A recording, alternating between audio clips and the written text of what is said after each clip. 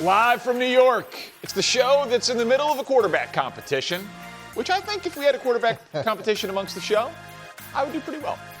It's because I'm a superstar in my own mind. I'm Danny Parkins alongside Coach Mangini, and joining us from Minnesota is Greg Jennings, the home of quarterback battles. Greg, you really going with JJ over Kyler? I mean, let's get into it. It's up for debate. Obviously, there's a quarterback competition for a reason. Okay, you get to be the J.J. McCarthy guy. We'll see how that ages. We got a big show for you today. Let's start in Dallas, though, where the Cowboys are in pursuit of their 6th Lombardi trophy, and it's been a while. The T-shirts yesterday to prove it, 30 years. But Vegas thinks it'll be an uphill climb. They are the 16th best odds, and there's 32 teams, so they're right in the middle of it to win it all. Luckily, though, Jerry Jones, he's ready to go all in. It was a meandering press conference with Jerry Jones, but not a ton of fireworks in there. Coach, do you view the Cowboys as legit Super Bowl contenders? Jerry Jones says it's not a reach. Yeah, for the first time, I agree with a lot of what Jerry said. And he wasn't making any outlandish prediction. He was just saying that they're going to be in contention. And I hired Brian Schottenheimer as my offensive coordinator in New York with the Jets and got to know him really well.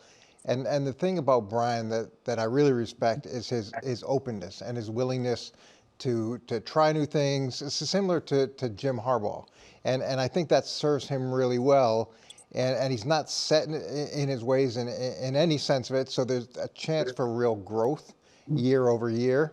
And I think they're positioned to, based off what they did defensively, they're kind of taking that Philadelphia Eagles approach of seeing the need, addressing the need to the draft, through free agency, through every avenue they could, and they should be in the mix.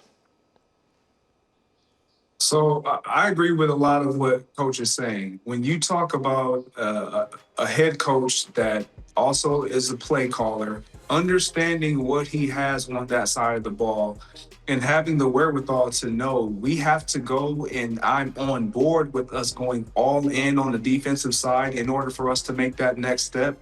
They did that. Now they can't take a step back as an offense because the expectation is for them to remain where they were or improve. And then that defense with Christian Parker being at the helm and the play caller now doing his part. The beauty of what I see out of Dallas is, even when we listen to Jerry Jones in that, you called it meandering. In years past, he would just directly say, look, yeah, absolutely, we're trying to win the Super Bowl this year. This is the team. I believe in this team. He's not saying that. What he's saying is, I'm doing everything within my power. I believe in what we've put together, and there's a chance that we can compete. I believe that we can be good enough. And he's not wrong. He is absolutely not wrong. This is a team that, based on what we know them to be offensively and the expectations that we have surrounding them offensively, if this defense improves to middle of the pack, this team is going to have a chance to make a lot of noise. Not only will they be in a lot of games, they're going to win a lot of games. I think we're all aligned here, but it's a weird phenomenon. Like, the less nonsense that surrounds the Cowboys, the more it forces us to actually talk about the football team on the field, and then the football team on the field. We're like, it's pretty good. Like they legitimately could be the best offense in football. Like, there's a very clean path to that. They have the highest volume passing attack in the league. They have arguably the best wide receiver duo in the league. They have a ton of continuity on the coaching staff. Brian Schottenheimer, I know you were really bullish on him last year, Coach. A lot of us were skeptical, given that he was there with Mike McCarthy. Like, how different was it going to be? But it was really good. Javonte Williams has over 1,200 yards rushing. And they bring everybody back offensively that you would want to bring back. And then to Greg's point, I don't know if any one move, like, I'd rather have Micah Parsons. Like, I still won't defend the process that got there. But when you factor, like, Quinnen Williams, plus Rashawn Gary, plus 2 first-round picks in Lawrence and Caleb Downs, plus a new defensive coordinator in Christian Parker, there's enough variables there on the defense that provide at least the opportunity for upside, that if you got a middle-of-the-pack defense and a top-3 offense, yeah, you absolutely could be a Super Bowl contender. Not a favorite, not picking them, it's not prediction week, but, like, broad stroke contender? I think the answer is yes. Well, when you look at last year, they finished, what was it, 7-9-1. And then they lost 4 out of their last 5 games. In 4 of those games, they gave up 30 points or more. So the volume of improvements that they've made defensively, that should, we're not talking about Cincinnati. Cincinnati, to me, made some marginal gains. To me, Dallas did the Philadelphia program. They saw a need.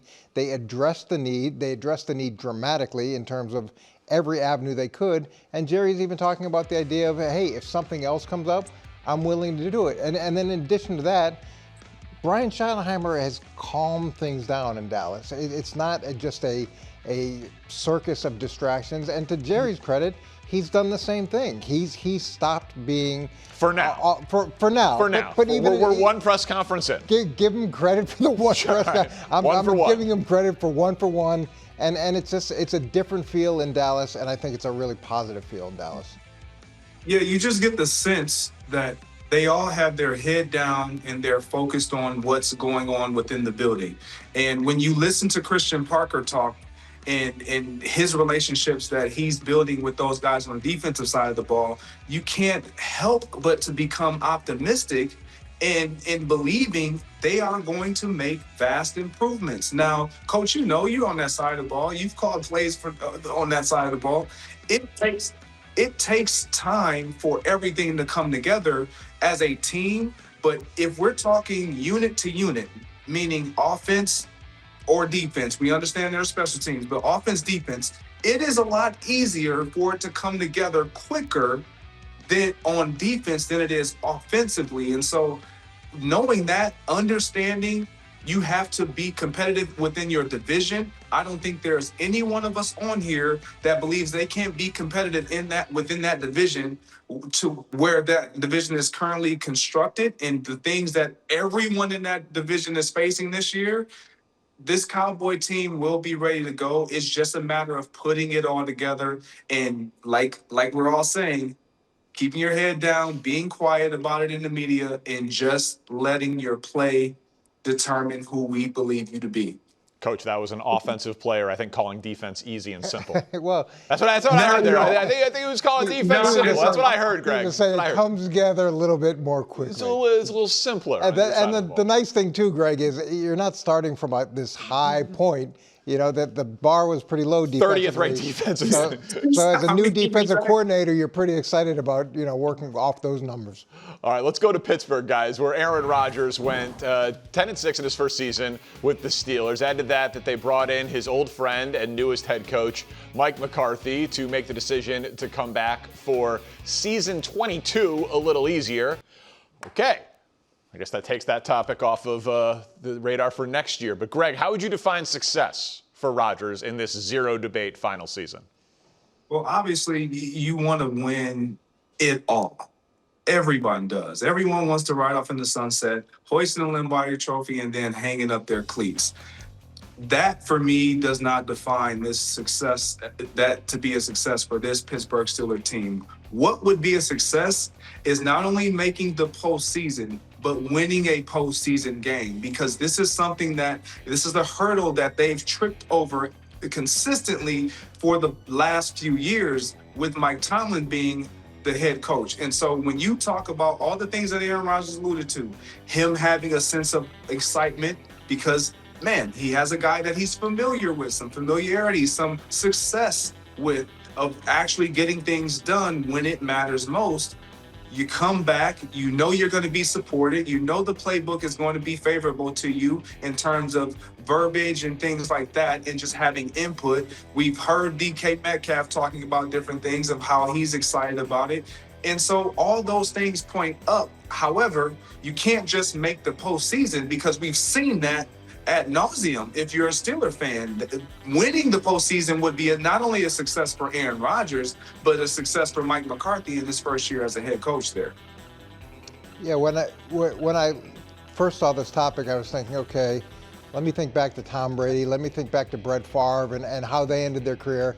And I had remembered it incorrectly. I was thinking, okay, Tom finished up with a Super Bowl and Brett finished up with the NFC Championship game and losing in overtime. but that was actually the year before their last year. So Favre's second to last year was amazing. 33 touchdowns, seven picks. They were 12-4, almost go to the Super Bowl.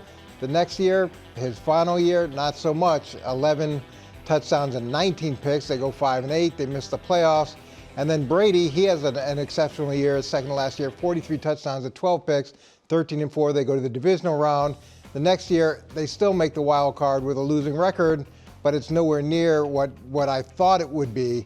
So he's, the floor is hopefully Brady's last year, and the ceiling is something closer to either one of these guys second to last year. That would be an amazing success. It's interesting that you chose to compare him to the other all-time greats, which he obviously is, and that's totally fair. I just had never considered it because he went to Pittsburgh to kind of wash off the stink of the Jets, and he just wanted to go where it was professional. And the whole thing in Pittsburgh, to what Greg alluded to, is they have this playoff drought. It's 7 straight playoff games with a loss that, they haven't won in their last 6 trips, even a single game. So for a team, it feels fairly obvious that it's win a playoff game. And end that drought, be the reason that you end that drought, because if he doesn't and they have to start over with Will Howard or a rookie or whomever, who knows how long that drought goes in Pittsburgh. But as a tougher thing to quantify, I'll just say he is one of, if not the most talented throwers of the football that I've ever seen. Brady's the GOAT. He's got the best trophy case. He is the best winner. He is the most accomplished. But Patrick Mahomes is kind of an evolution of Rodgers. He talked about how Rodgers influenced his game. Caleb Williams talks about how Rodgers influenced his game. These guys who crazy velocity, improvisation, can throw on the move.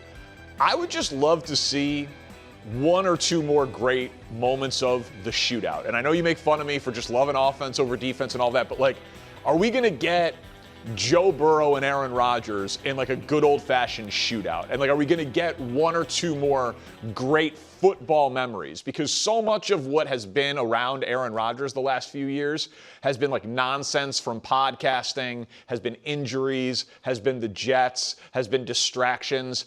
If he's coming back to do this thing and trying to rekindle an old flame with Mike McCarthy, Greg, that you know very well, I'd love to see him go back into the time machine 1 or 2 more times and have some mid-2000, late 2000 version of Aaron Rodgers this year.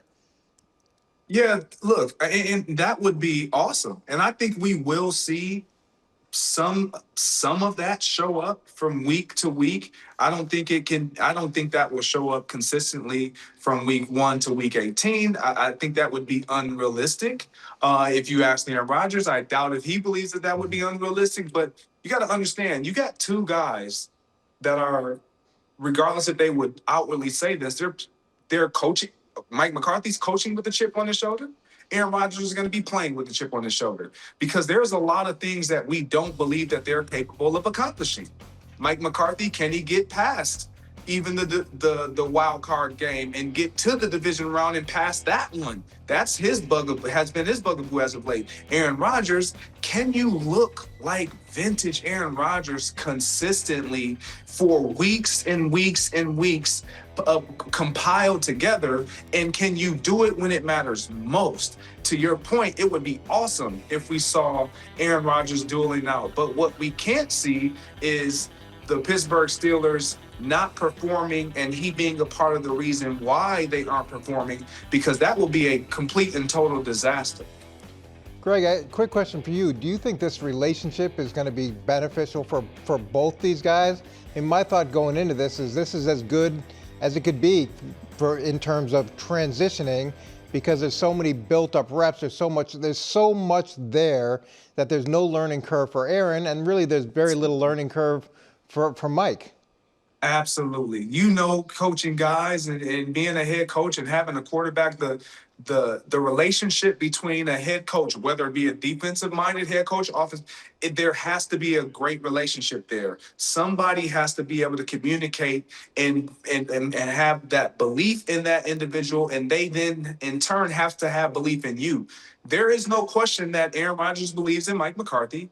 There's no question that Mike McCarthy believes in Aaron Rodgers. It's one of the reasons why they all opted to, we're going to wait. We're going to wait for him to make his decision. We want him before we want the other things, the other options on the table.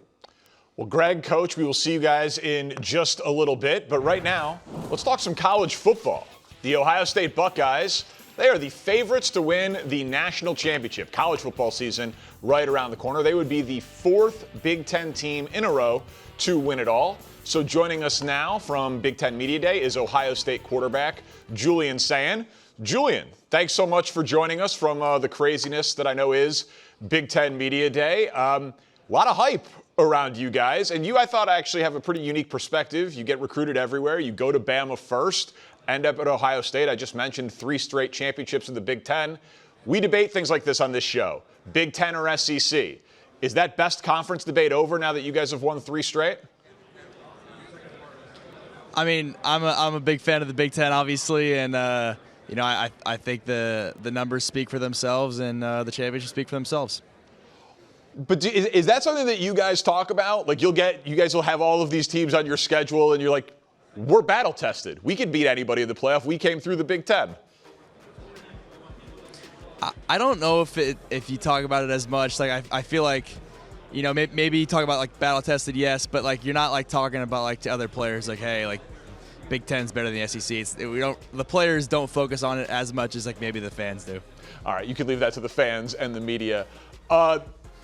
I want to talk about you as a prospect. So I covered the draft a few years ago, and I loved Drake May as a prospect because he was the youngest brother of older brothers who were athletes. And I was like, oh, this guy's going to be awesome. Like, he just got beat up by his older brothers. You had an older brother, Aiden, who's a quarterback at Penn. I'm curious about, like, the battles that you guys had and if you feel like it has impacted you as a player and an athlete.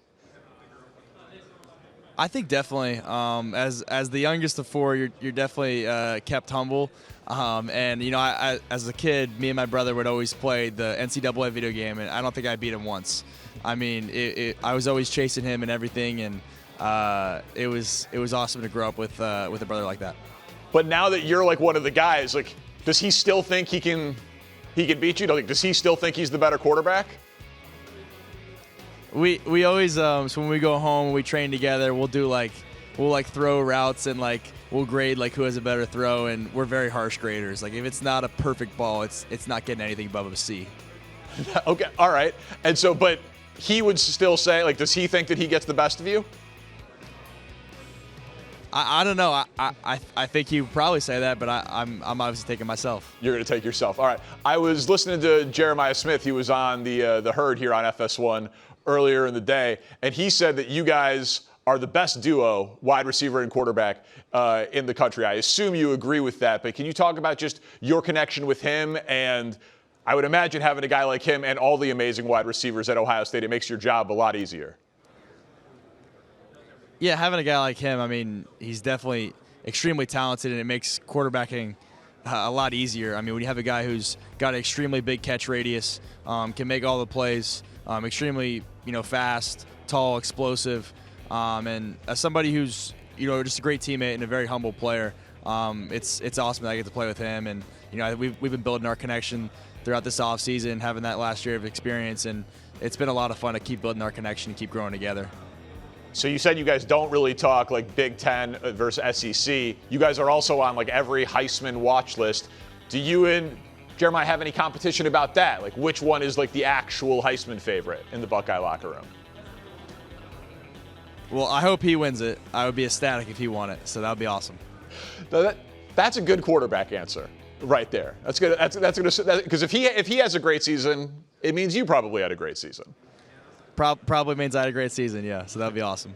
So I was looking at your profile and your rankings and like old articles about you, and I know you were a Bryce Young fan growing up, and then people are comparing you to Joe Burrow and Drew Brees and Brock Purdy and basically like every white accurate quarterback I could read about. I'm like, oh, it's Julian Sayin. Do you have a guy? Yeah, right. Like all the stereotypes. Do you have someone that you actually modeled your game after? I think I like to model after Joe Burrow. Somebody who's super smart quarterback, really good processor, accurate with the football, and just an elite quarterback. I like to model my game after him. I love watching him play. He's a very good quarterback. So I think that's who I would try to model my game after. It's interesting. When I watch your highlights, there is so much like processing, snap, throw, get the ball out, get the ball to the great playmakers that you have at Ohio State. But then a lot of the stuff that I've read about what they've been telling you in the offseason is maybe you need to use your legs a little bit more, maybe you need to scramble, that sort of thing. Does that come naturally to you as a processing pocket passer?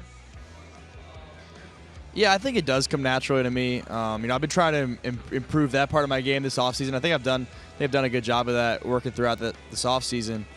So I'm excited to show it. How do you work on such a thing without live reps and guys trying to actually tackle you? Yeah, I think you improve your physical traits, like how can you get bigger, stronger, and faster, and then also just training, like your pocket and your internal clock, like when you're in spring, like hey, like let's take off here if we need to take off. So there is a large, you look at any NFL roster and it's just like littered with Ohio State Buckeyes. You mentioned like trying to emulate a guy like Joe Burrow. But who do you reach out to? Like, who is your network of guys who have made the jump from Ohio State to the next level? Because I'd imagine they're also watching you, given that they're still such fans of the program. Yeah, I think I was able to play with a lot of those really talented players on that national championship team in 2024. So a guy like Will, he always reaches out, and whether it's a big win or a loss, and he'll give me great advice. And also a guy like C.J. Stroud, he's reached out a couple times too, and just connected with him. So having those past quarterbacks to be able to talk with them, because nobody really knows what it's like except them. It's really special. Any anecdote that you can share on like something that they've passed down, some wisdom or knowledge on how to handle the pressure of being the Buckeye quarterback? I think I was in a great position my freshman year to, I was on the bench and be able to watch like Will kind of go through that season, and I just took so many great things from it, and just able to store it away for future use. There's so much pressure, like big time college football, but you guys are, NIL, you're basically pro athletes at this point. But I'm just kind of curious, like the expectation is national championship. You have to beat Michigan. You have to win the playoff. What do you do to deal with the pressure and the spotlight that you've chosen, that you've earned, but how do you process and handle the pressure that comes with your position at such a young age? Yeah, I think that a lot of the time there's a lot of outside pressure, outside noise, and I try to do my best to block it out and really just focus on the opinions of my coaches and my teammates, because those are what are important to me. How are my coaches thinking I'm playing? How can I improve? What can I do better to help us be more successful? Well, Julian, we appreciate your time from Big Ten Media Days. Congrats on the preseason accolades and all the hype going into this year. We'll be watching, man. Thank you for the time. Thank you. Appreciate it. Back on First Things First, talk a good old-fashioned quarterback competition. The Vikings drafted J.J. McCarthy, 10th overall, but poor play, injuries. It's been a bumpy start to the career, so this offseason, with all the expectations in Minnesota, they brought in Kyler Murray to push him, to replace him. That depends on your interpretation. Here is head coach Kevin O'Connell on how the quarterback battle is looking during training camp. All right, Greg, you're joining us from Minnesota. Yes, training camp just started, but let's fast forward. Who's the week one starter for the Vikings, J.J. McCarthy or Kyler Murray? So putting on my Minnesota hat, I'm going to say J.J. McCarthy is who they would love to name as the starter week one. Now, personally, I believe that Kyler Murray is the better of the two as they currently stand.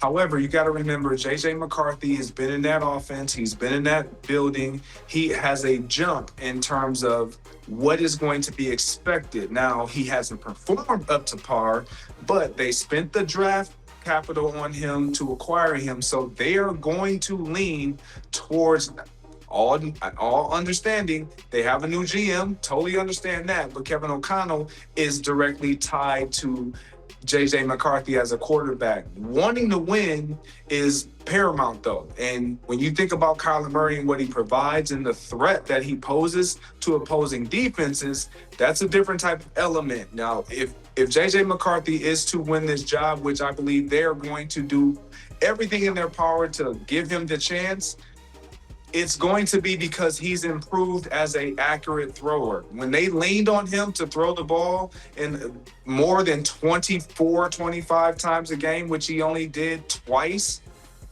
he absolutely couldn't do it. He couldn't be accurate. And you got a guy now that in Kyler Murray that I can hand him the keys, and I trust that he's going to be more accurate. He's going to do whatever he can do to impact the game in a positive manner. Yeah, to your point, Greg, I think they're going to do everything they possibly can to make it work. And granted that the GM's gone, but McConnell had a big part in who was selected. And he probably had a big part in whether or not Sam Darnold was there either. Now, Sam Darnold has the great year in Minnesota. He gets kind of named as a quarterback guru, and then he goes on to Seattle and still has success, and J.J. McCarthy can't get much done. So he wants to make that work, and it makes the most sense organizationally for it to work.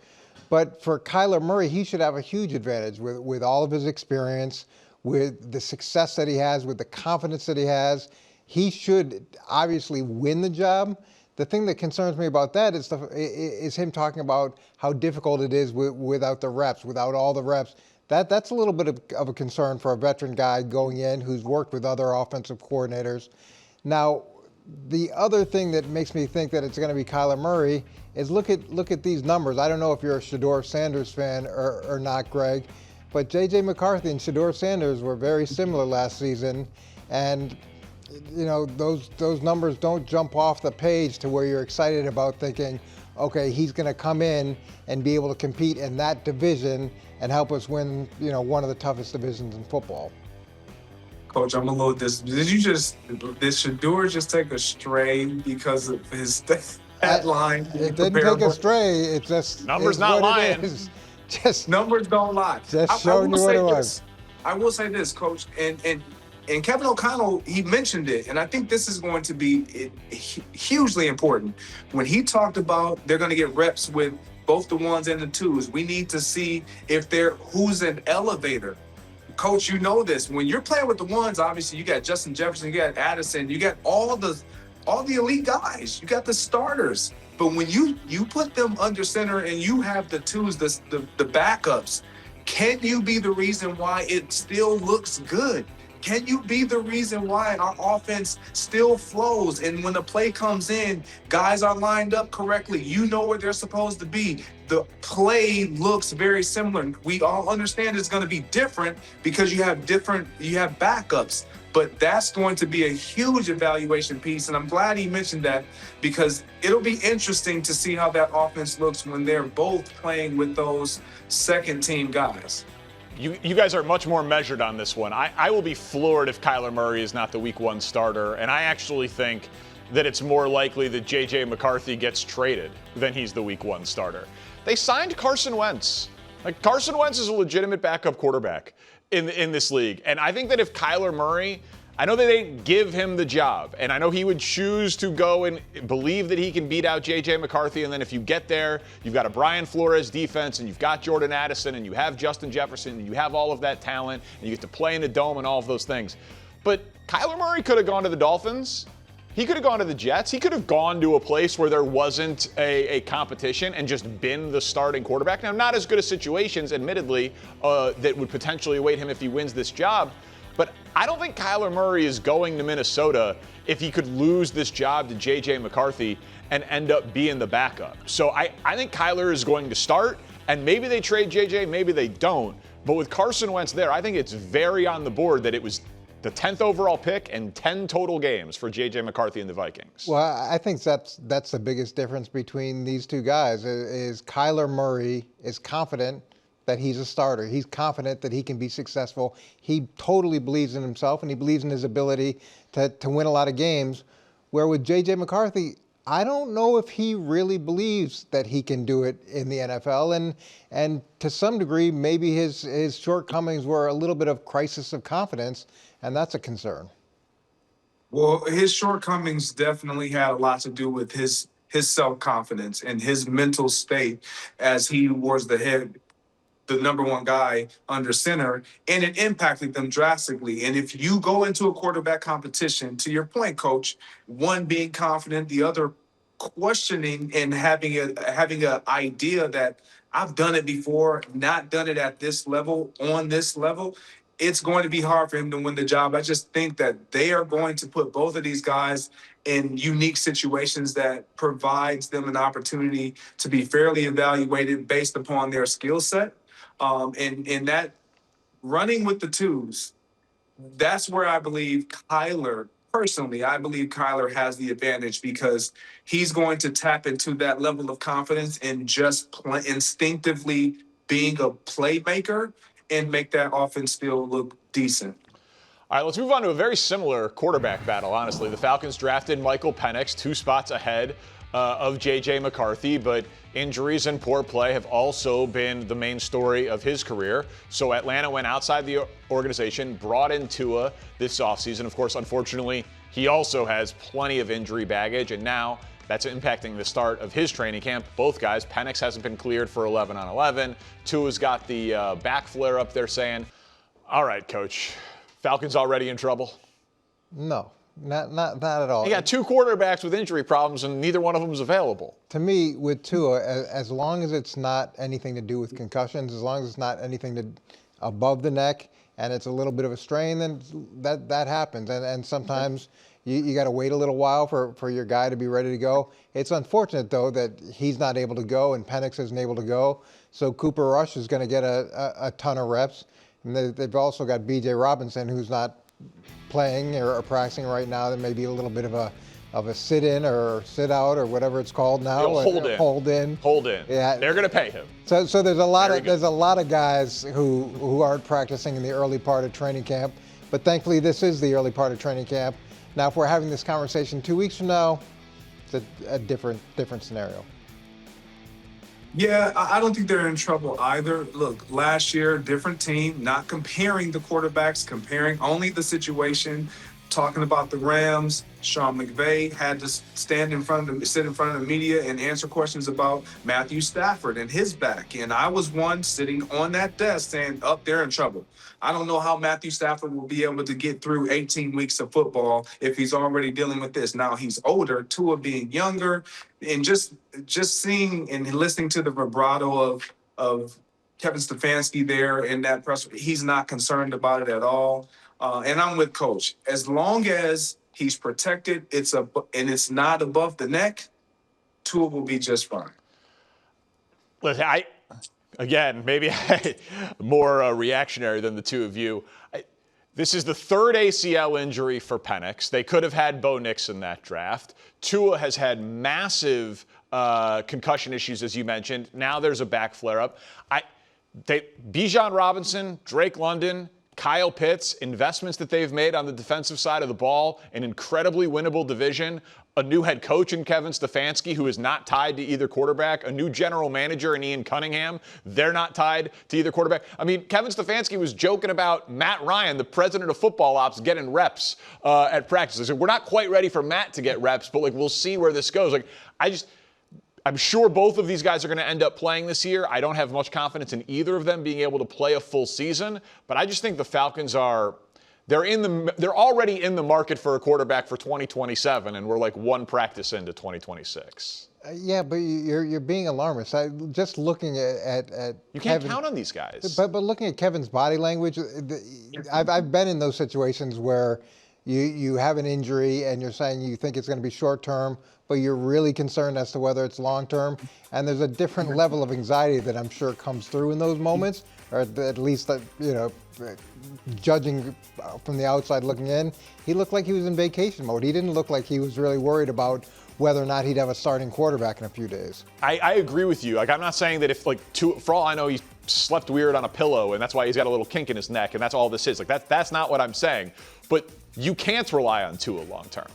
Tua's not a long-term answer at quarterback for any franchise because of his concussion history. So when you add in that plus the Penix situation, I wouldn't feel comfortable if I was a Falcons fan. Yeah, look, I was shocked that the Dolphins did the deal the Dolphins did with him after all of the concussion issues. And you're a play away at any point where he could be out. And with Penix, you drafted him knowing that he had an injury history, so you're willing to deal with that. But there's a lot of guys that are a play away from being hurt and being lost for the season. They're a little bit higher on that scale, but a small back injury at the start of camp, I don't think is the need or necessitates too much of an alarmist reaction. Look, Danny, you said it. Like Kevin Stefanski isn't tied to either one of these quarterbacks. And so with that being the case, if Tua's available, he's going to play. And if he plays well, great, awesome. We got something to work with, at least looking into the following season. If Tua doesn't, you go to Penix. If he's available and healthy and he plays well, okay, maybe we can look into this. But to your point, Danny, he's not tied to either one of these guys. And so when you have a head coach that's not tied to either quarterback, you're going to get the best version of those individuals every single time, no matter what the situation and circumstances are presented with them. So Tua's going to find a way to get on the field. He understands the situation that he's in. That's why he chose to go to Atlanta. And when you think about Penix, it's like, man, he's probably bummed right now because he's not in a position where Tua would be out. It would be my gig right now, and they would be able to see me, and then I can kind of put him in my rearview mirror. But I don't think they're in any position to panic because this year, albeit we feel like they can still be a competitive team for that division, I don't think any of us believes that the Atlanta Falcons are ready to truly go and make a deep playoff run. I'd feel a lot better if they had a quarterback. They do feel like a roster that's a quarterback away from being something.